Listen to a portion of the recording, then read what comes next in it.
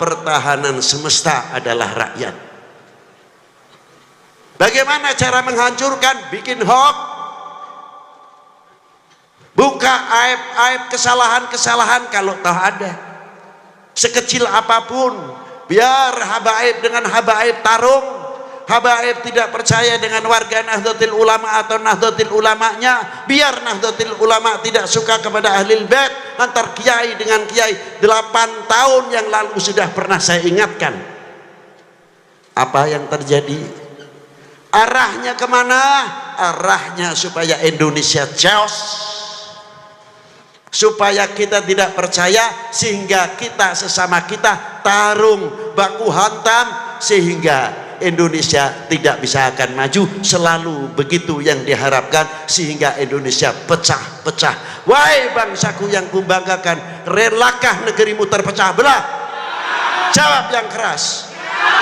Wahai bangsaku yang kubanggakan, relakah negerimu terpecah belah? Relakah para habaib dipecah belah? Relakah para ulama dipecah belah? Relakah negeri ini dipecah belah? Relakah TNI Polri dengan masyarakat dipecah belah? Itu ya yang paling istimewa. Berarti benteng-benteng Indonesia ada di pundak kalian, tanggung jawab ke depan. Jangan bikin malu para ulama-ulama mutakaddimin yang ikut andil besar menegakkan merah putih kembali dan dakwatul Islam yang luar biasa. Di zaman Wali Sembilan sebelumnya berhadapan dengan Portugis, di zaman Sultan Agung berhadapan dengan VOC, dan sampai ke Diponegoro Kiai Mojo kita pernah andil opo, pernah andil naon nanti teh. Hari merah putih mah tinggal nangtung wae, tapi sing andil.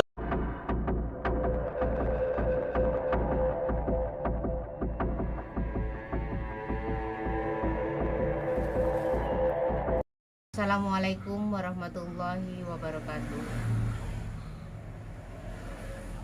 Saudaraku, moga kalian semua selalu dalam rahmat Allah, amin. Alhamdulillah, saya hadir lagi. Kali ini saya akan membuat video untuk menjawab pernyataan Habib Lutfi bin Yahya. Katanya, jangan mau dibuat pecah belah antara habaib dengan kiai. Loh, ini kan aneh, karena yang membuat-buat makam palsu adalah kamu, dan yang ngomong Indonesia ini milik Aulia Tarim adalah kalangan habaib, dan masih banyak lagi. Mari kita simak video ini. Jadi sebenarnya walaupun itu ceramah baru ya, tetapi materinya, apa yang disampaikan oleh Pak Lutfi bin Yahya itu sebenarnya kan sudah sering kali disampaikan. Wahai bangsaku yang ku banggakan, relakah kalian dipecah belah? Gitu. Yes. Ya tentu saja bahwa tidak ada yang rela.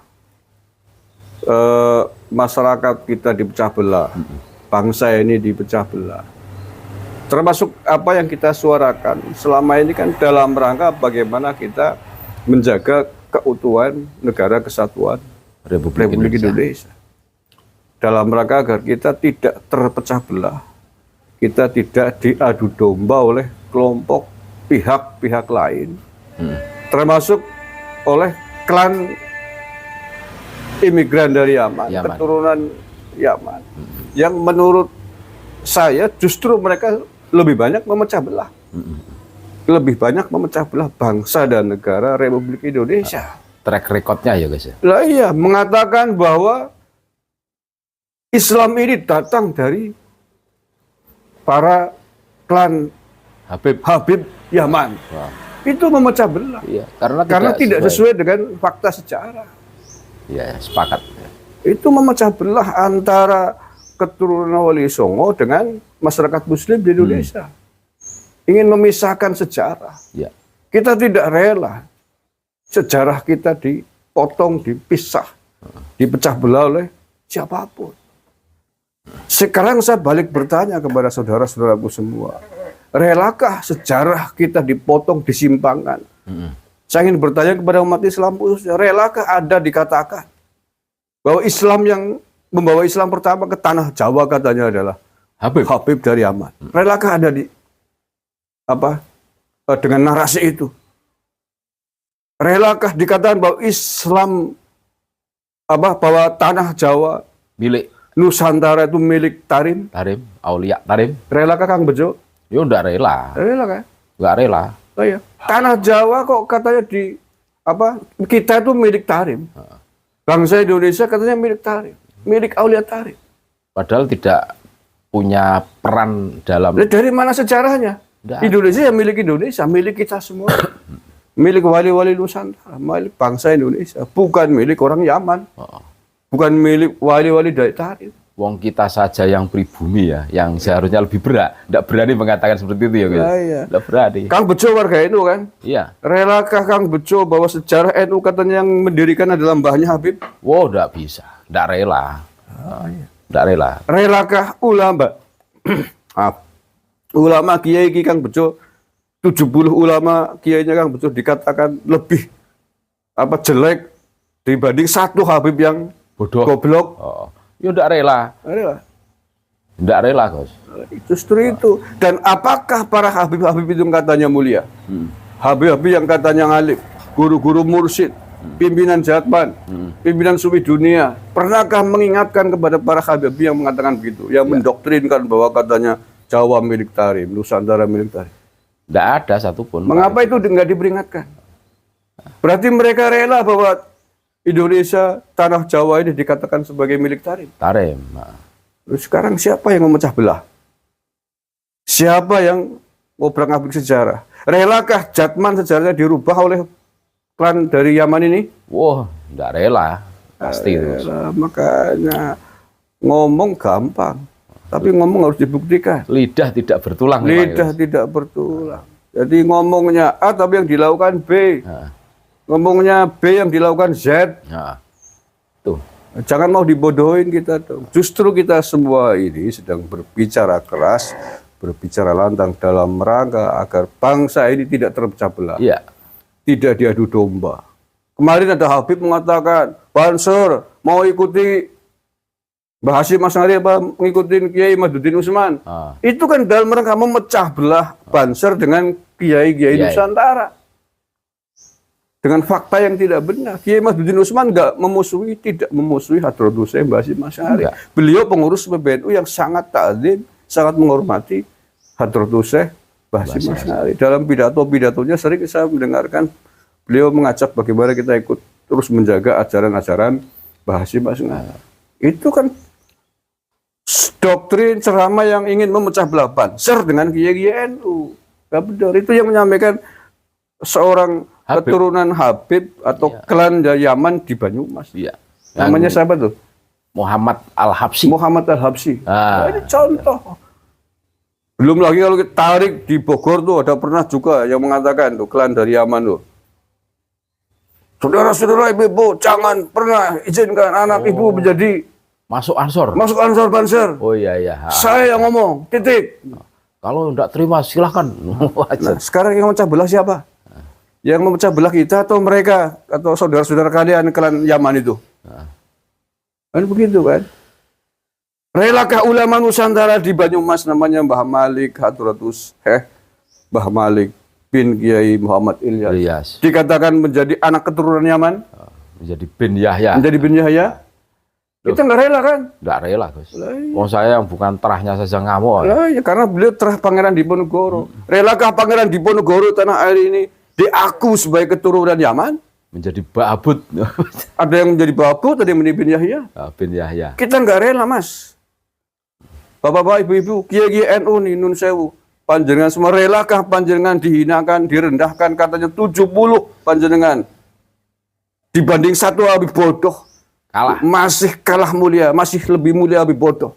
Relakah panjenengan seluruh kiai NU ini? Kita nggak rela. Itu kan upaya memecah belah. Merendahkan kita semua. Memecah kiai NU. Dengan jamaahnya. Agar jamaahnya tidak percaya dengan kiai NU. Iya. Agar lebih percaya kepada klan Yaman. Terus yang terbaru ini kan gara-gara statement itu saya pastikan Gus. Terus muncullah pada saat Kiai NU seperti yang terbaru itu yang Kiai dari Termas itu yang disurakin itu kan waduh. Nah itu dia. Itu kan salah satu dampak. Salah satu itu bentuk pemecah belahan. Iya. Agar warga NU tidak lagi mendengarkan ceramahnya Kiai. kiai-kiai NU. Karena lebih bodoh. Aduh. Dibodohi dengan pesona konser sholawat. Ya sholawatnya bagus. Semua warga NU, semua umat Islam pasti harus memperbanyak sholawat. Tapi kalau kemudian itu dikemas dalam sebuah bentuk konser, kemudian menghilangkan, kemudian menjauhkan umat dari pengajian kiai, ini yang tidak benar. Buru Gitu. sunnah tapi meninggalkan wajib. Lah, itu dia. Itu sudah tidak benar itu. Ya Itu kalau ajaran siapa kalau bukan ajaran iya. klan dari Yaman itu? makanya mari kita introspeksi diri masing-masing, termasuk para klan-klan dari Yaman ini. Siapapun lah ya yang menyuruhkan agar jangan mau diadu domba, yang mengadu domba siapa? Yang memecah belah siapa? Ya, kesolawatan di acara pengajian itu sebenarnya sudah berlangsung lama di ya. NU. Tapi kan itu biasanya digunakan untuk prolog, Ya. pembuka, sambil menunggu tamu hadir. Kita sholawatan, ada Kiainya hadir. kiainya hadir. Setelah itu ya pengajian masuk. Fokusnya. Iya, fokusnya acara intinya adalah Mau'izatul Hasan, pengajian oleh kiai. Jangan sekarang kan hawanya dibalik gitu. Auranya dibalik. Di pengajiannya sebentar aja, kalau perlu nggak usah pengajian, konser, sholawat dari awal sampai akhir. Gas sholawatan. Nah kita kan tahu juga banyak laporan dari masyarakat itu yang mengunjungi itu, bahkan katanya ada yang mabuk-mabuk di belakang, joget-joget saja, miras. Ada yang sampai berhari-hari tidak pulang, ngikutin konser sholawat dari satu yang ia lain. Banyak anak sekolah bolos, banyak anak santri bolos tidak pulang, gara-gara ngikutin konser-konser itu. Nah ini nggak benar dong. Masa sunnah mengalahkan yang wajib? Berarti kalau kita telusuri dengan fakta di lapangan, justru yang memecah belah itu ya golongan mereka ya Gus. Ya, dengan fakta-fakta yang tadi saya sampaikan. Iya, ngakunya sufi. Tapi kalau menurut kami ya sumber fitnah itu benar. Itu kata Kiai Sahrif Muhammad. Sufi sumber fitnah. Itu pelesetannya Kiai Sahrif. Ya tapi kalau faktanya begitu ya, nggak bisa disalahkan kalau ada orang ngomong begitu. Kalau kita Gus, itu kan diajari oleh kiai-kiai kita, guru-guru kita, antara ucapan dan hati itu kan harus balance, seimbang. Ya, apalagi ya itu kan ajaran sufi. Lah bagaimana mungkin Ajaran tasawuf, ajaran thariqah. orang yang selama ini sudah jelas datanya gurunya dibinyayakan, kan itu memecah belah. Memecah belah dzuriyahnya dengan leluhurnya, memisahkan dzuriyahnya dengan leluhurnya. Apalagi gurunya kan Dengan gurunya. Bukan hanya memecah belah secara fisik, secara garis sejarah, tapi secara spiritual. Spiritual. Secara keagamaan. Ini saya pernah sampaikan nih. Dzuriyahnya ulama-ulama yang dibinyayakan, tawasul hadiah fatihahnya itu dibelokkan ke binyaya. Artinya bahwa hadiah fatihah tidak sampai kepada leluhurnya. Putus ya Gus? Putus. Ibarat orang mau transfer uang, dirubah nomor rekeningnya, kan nggak sampai kepada sumbernya. Betul. Belok ke orang lain. Rekening yang beda. Rekeningnya beda. Wah, berat ini Gus. Tanda tangannya beda. Maka yang turun bukan nur leluhurnya, bukan nur Pangeran Diponegoro. Bukan nur leluhur kita, yang turun adalah Nurnya Yahya. bukan nur, nggak tahu cahaya. Kekuatan apa dari Yaman sana? Kalau istilah film itu saya keingetan gelembung-gelembung. Lah ya itu nggak tahu yang turun itu apa itu. Bukan nur menurut saya karena nggak jelas mereka. Asal usulnya kan mereka nggak jelas. Nggak jelas ya. Ubaidillah dicari-cari, nggak ketemu. Lari kemana itu? Yang turun, makanya kemudian yang turun nggak tahu itu cahaya dari mana. Akhirnya menjadi mukibin buta, pecinta buta, kayak orang kena sihir. Iya. Dikasih penjelasan apa, nggak mau. Pokoknya ikutnya mukibin, kalau nggak ikut katanya nggak masuk surga. Mati urip melu Habib. Kucluk itu namanya. Geblung betul-betul. Tahu kucluk nggak? Ya tahu. Kucluk. Lengob. Saya kira itu jawaban dari saya. Iya. Berarti intinya begini Gus, mereka yang selalu koar-koar Jangan mau dipecah belah. Justru mereka yang memecah belah ini. Ya, Intinya seperti itu. bahwa apa yang tadi disampaikan ya betul semua sepakat. Kita semua, Tidak ada yang salah. apalagi kader NU yang sudah pernah mengikuti jenjang pengkaderan Hah? dimanapun lah ya, bagi IPNU, di Banser Ansor, di PKPNU, MKNU, alhamdulillah ikut semua itu. Ansor, itu ajaran dasar. Dasar. NKRI, harga mati, negara kesatuan. Sudah Republik. katam lah intinya seperti itu. Khatam itulah. Tapi sekarang yang penting prakteknya. Prakteknya seperti apa? Apa yang Anda katakan harus sejalan lurus antara lisan, hati, ucapan, dan pikiran. Sesuai tidak dengan perilaku. Lah ya Anda mengatakan, mari kita jaga persatuan. Jangan sampai terpecah belah. Lalu sampai memecah belah kok. Memecah belah antara Mursyid Thoriqoh dengan PBNU. Iya. Iya kan? Memisahkan Yang guru-guru Mursyid yang Thoriqoh. jelas itu, yang jelas ya, Gus. Pengurus-pengurus Thoriqoh di Indonesia diberikan surat. Jangan hadir. Jangan hadir undangan PBNU. Itu kan memecah belah Mursyid, memecah belah pengurus Jatman dengan PBNU, dengan induk organisasinya. Mau ngomong apa coba? Itu fakta. Fakta itu. Belum lagi yang Jatman ala Pekalongan itu ada SK Kemenkumhamnya, Gus. Itu juga memecah belah itu. Itu bukan hanya memecah belah itu. Masa Banom bikin SK Kemenkumham sendiri kan? Itu Jelas itu. perampasan itu. Oh. Pembangkangan perampokan. Jadi musuh dalam selimut, bikin organisasi di dalam organisasi. Nggak benar. Makanya nggak ada yang tidak sepakat tentang bagaimana kita harus bersatu. Itu yang biasa kita kampanyekan. Tapi mari kita introspeksi diri, mari kita buktikan dalam perbuatan sehari-hari. Kalau ingin menjaga negara ini, ibarat kalau saya gambarkan ya, Indonesia adalah rumah kecil. Ya. Mari kita jaga, ada orang tamu masuk ke rumah kita sambut dengan baik. Mereka ikut tamu itu menjaga rumah kita, ikut membantu ngecat, ikut membantu bangun. Ya terima kasih. Iya, terima kasih. Tapi jangan kemudian merasa memiliki rumah kita ini. Apalagi sampai merubah sertifikat rumah ini menjadi atas namanya. Berat memang, Gus. Berat. Itu bukan memecah belah lagi. Merusak itu. Merampok Ya. secara halus. Iya, kalau orang luar taunya, bagus banget. Anda punya tamu tapi kok perhatian sekali dengan rumahmu, ikut menjaga, ikut mengkampanyekan, ikut merumat. Ujung-ujungnya sertifikat itu diganti. Sudah atas namanya. Bajingan kan namanya. Perampok betul. Perampok namanya. Jadi penipu halus itu. Ya, penipu halus. Penipu halus. Ada lagunya itu. Ada lagunya yang viral itu. Mungkin cukup ya, Gus ya. Ngobrol-ngobrol kita pada kesempatan kali ini. Ya, saya kira intinya bahwa semua warga Indonesia, apalagi kader-kader NU itu khatam lah tentang NKRI harga mati. Bagaimana menjaga persatuan, bagaimana menjaga Bhinneka Tunggal Ika tetap subur. Intinya semua sudah khatam. Tapi yang sedang kita persoalkan, orang yang mengkampanyekan itu mestinya adalah orang yang bisa membuktikan diri sebagai orang yang juga mempersatukan.